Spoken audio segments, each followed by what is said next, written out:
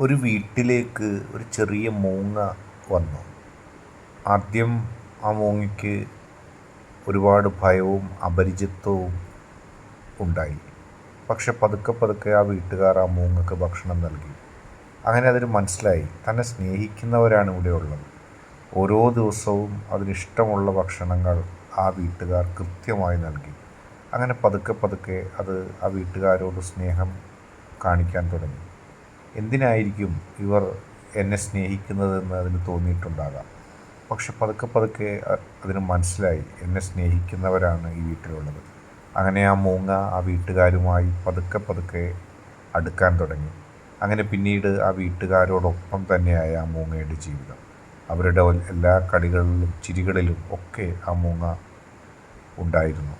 അങ്ങനെ എല്ലാ അർത്ഥത്തിലും ആ വീട്ടിലെ ഒരംഗം പോലെ ആ വീട്ടുകാരുടെ സ്നേഹവും കൈപ്പറ്റി ആ മൂങ്ങ കഴിഞ്ഞു പോന്നു.